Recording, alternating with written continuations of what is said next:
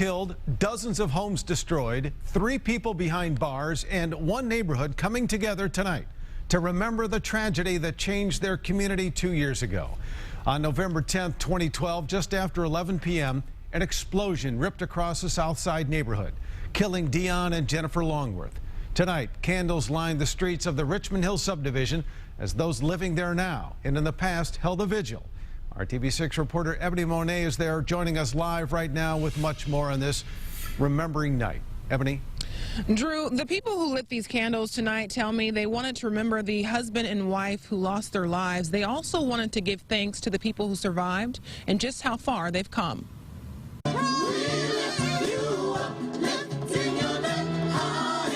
On the eve of the 2-year anniversary, people in Richmond Hill gather to remember a night most say they'll never forget. The night Emily Voss lost her brother and sister-in-law. I don't want to forget him.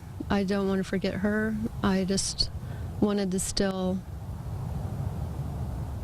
feel like there's some part of me that is still connected to them. I don't want to erase them. I want to remember them. And this is the sweetest way you could possibly do that. November 10th, 2012, a home on Fairfield Way exploded, destroying and damaging dozens of other homes. Dion and Jennifer Longworth were killed. He was a very good soul. Him and his wife were very good to my son Tyler as he was growing up. I was a single mom raising Tyler, and Dion and Jennifer wanted to make sure that they were in Tyler's life, and I'm very thankful for that.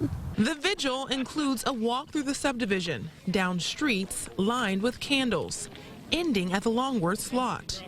There, Voss and her son Tyler light lanterns, one for Dion, another for Jennifer. Whatever they went through, they made it through it, and they loved each other very much. They wanted to have children. As the lanterns drift away, Voss says she imagines they're her loved ones and shares a moment with them kneeling about where they died. Voss tells me while nights like this help with the healing process, she thinks the real closure will come after the trials. Reporting on the South Side, Ebony Monet, RTV6. Very sad night there, Ebony. Thank you. And the Longworth family is still coping with the sadness of losing Dion and Jennifer, killed in that explosion 2 years ago. Dion's father, John, struggles each and every day.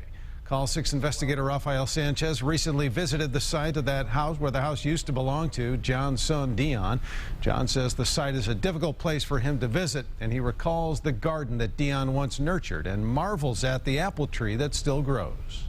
One of the most common things people have said to me is, what would Dion want you to do? And Dion lived the life of loving others. I taught it to my children, but he seemed to always have it, and that's how he lived. And Jennifer did that. That's how she did her class. John has joined a local group called Mornings with Dads, and he credits the group in helping him with his healing process. Mornings with Dads is made up of men who lost children, in many cases to violence. 2 years later, and 3 people are behind bars tonight awaiting their trials to begin in the South Side explosion case. Monserrate Shirley, Mark Leonard, and Bob Leonard are all facing murder and arson charges in that blast. Taking a look back at a timeline of how this all happened. The blast happening on November 10th, 2012. More than 1 month later, on December 21st, all 3 suspects are arrested. Earlier this year, a judge decides that the 3 suspects will get separate trials, and in July, a change of venue is approved. Mark Leonard's trial date in South Bend will begin in June of 2015. There are no trial dates set yet for Bob Leonard or Monserrate Shirley. All 3 have pleaded not guilty to the charges. Online at theindychannel.com, Rafael Sanchez sat down with Homeland Security Chief Gary Coons to talk about what we've learned since the South Side explosion.